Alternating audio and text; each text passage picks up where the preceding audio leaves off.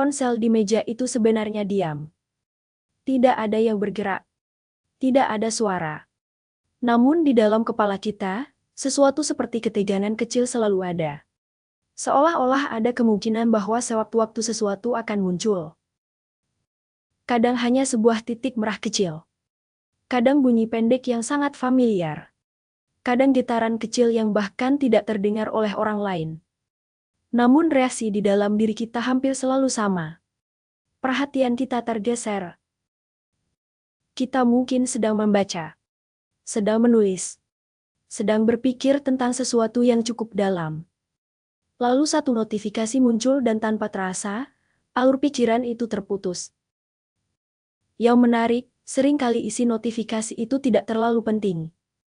Pesan singkat, update aplikasi, promo, atau hanya seseorang mengirim emoji.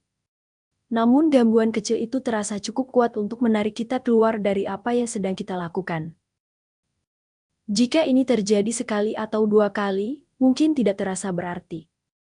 Namun ketika hal itu terjadi puluhan kali sehari, sesuatu yang lebih besar sebenarnya sedang terjadi. Bukan hanya perhatian yang berpindah, tetapi ritme pikiran kita mulai berubah. Tanpa kita sadari, cara kita berpikir perlahan menyesuaikan diri dengan ritme notifikasi. Bukan lagi ritme alami dari proses berpikir kita sendiri. Beberapa gejala sering muncul, walaupun kita jarang menghubungkannya langsung dengan notifikasi. Misalnya kesulitan untuk fokus lama. Kita mulai sesuatu dengan niat serius. Namun beberapa menit kemudian pikiran terasa ingin berpindah.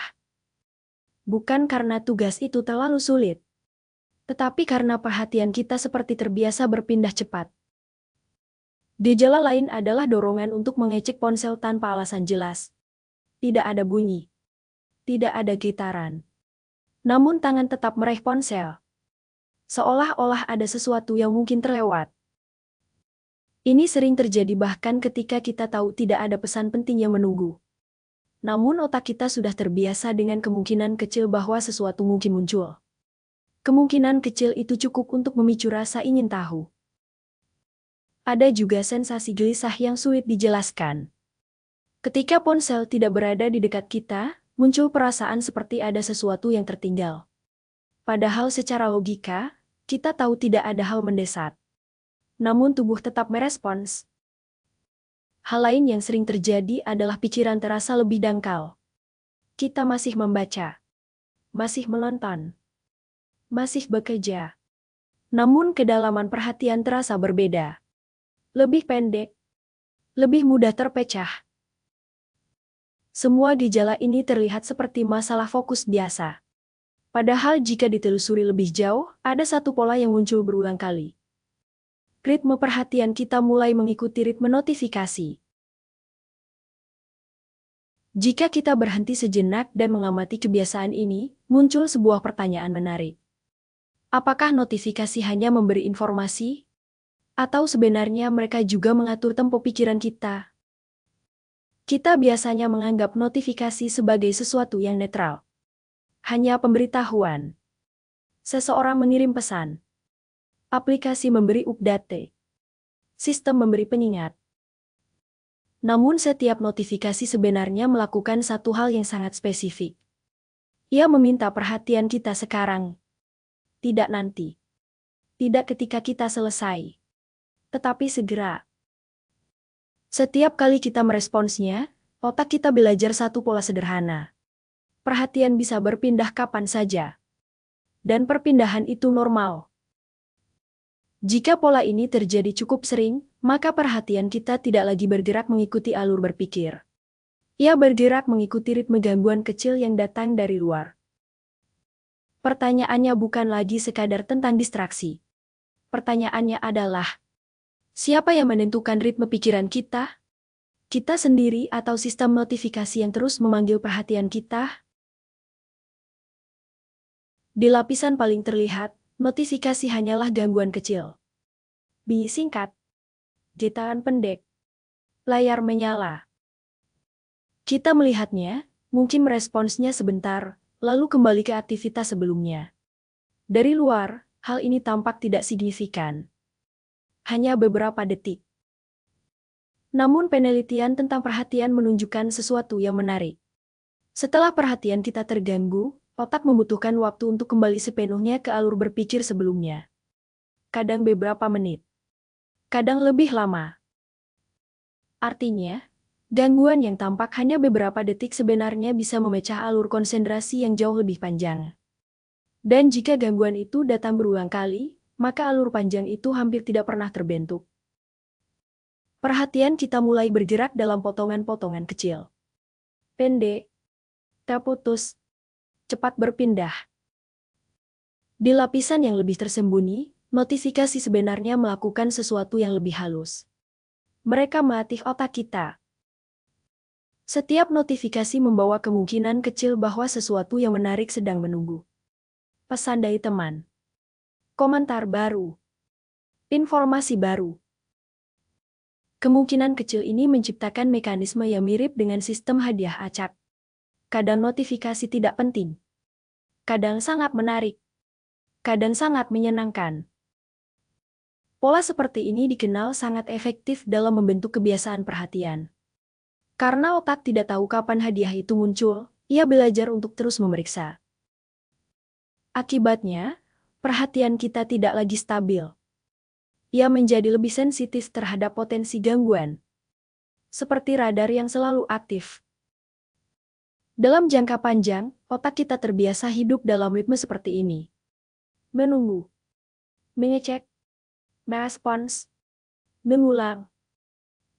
Tanpa sadar, ritme internal pikiran kita berubah. Di lapisan paling dalam, notifikasi bukan hanya fitur teknologi. Mereka adalah bagian dari sistem ekonomi perhatian. Banyak aplikasi bersaing untuk satu sumber daya yang sama. Perhatian kita. Cara paling efektif untuk mendapatkannya adalah dengan memanggil kita kembali ke aplikasi. Dan notifikasi adalah alat utama untuk itu. Setiap bunyi kecil sebenarnya adalah sebuah undangan. Kembalilah. Lihat lagi. Periksa sebentar. Semakin sering kita merespons undangan itu, semakin kuat hubungan antara notifikasi dan perhatian. Dalam skala besar, jutaan orang mengalami pola yang sama. Ritme perhatian kolektif manusia mulai mengikuti ritme teknologi. Pendek, cepat, praktis. Dan tanpa kita sadari, sistem yang dirancang untuk menyampaikan informasi perlahan berubah menjadi sistem yang mengatur tempo pikiran. Jika kita melihatnya dari sudut yang berbeda, notifikasi sebenarnya bukan hanya masalah gangguan. Mereka adalah metronom kecil bagi perhatian kita. Seperti metronom dalam musik yang menentukan tempo, notifikasi menentukan seberapa sering perhatian kita berpindah. Jika metronom itu berbunyi setiap beberapa menit, maka musik pikiran kita juga akan bergerak dengan tempo yang sama. Cepat, terpotong. Tidak pernah benar-benar tenggelam dalam satu alur panjang. Namun ritme pikiran yang dalam biasanya membutuhkan sesuatu yang berbeda. Keheningan yang cukup lama. Ruang tanpa gangguan. Waktu bagi pikiran untuk berkembang. Banyak ide besar, pemahaman mendalam, atau refleksi pribadi muncul justru ketika tidak ada sesuatu yang memanggil perhatian kita setiap saat. Dalam keheningan seperti itu, pikiran bisa bergerak dengan ritmenya sendiri. Kadang lambat, kadang melompat, kadang berputar. Tetapi selalu memiliki ruang untuk berkembang secara utuh. Mungkin pertanyaan sebenarnya bukan apakah notifikasi itu baik atau buruk. Tetapi apakah kita sadar bahwa mereka mengatur tempo mental kita? Dan apakah kita ingin tempo itu ditentukan oleh sistem di luar diri kita? Atau oleh ritme alami pikiran kita sendiri? Bayangkan 2 hari yang berbeda. Pada hari pertama, notifikasi datang sepanjang hari. Setiap beberapa menit ada sesuatu yang memanggil perhatian. Bunyi kecil. Getaran kecil. Layar menyala. Pikiran bergerak cepat dari satu hal ke hal lain. Tidak pernah benar-benar berhenti cukup lama. Tidak pernah benar-benar tenggelam. Pada hari kedua, ponsel tetap ada. Namun notifikasi hampir tidak muncul. Tidak ada panggilan perhatian yang konstan. Pada awalnya mungkin terasa aneh. Seperti ada sesuatu yang hilang. Namun setelah beberapa waktu, sesuatu yang lain muncul. Ruang. Di ruang itu, pikiran mulai bergerak dengan cara yang berbeda. Lebih lambat. Lebih utuh. Lebih dalam. Mungkin saat itu kita menyadari sesuatu yang sederhana. Banyak dari cara kita berpikir ternyata mengikuti ritme dunia di sekitar kita. Dan notifikasi adalah salah satu konduktor kecil dari ritme itu. Pertanyaannya bukan apakah kita harus mematikan semua notifikasi. Pertanyaannya lebih sederhana. Jika ritme pikiran kita adalah sebuah musik, siapa yang seharusnya memegang metronomnya?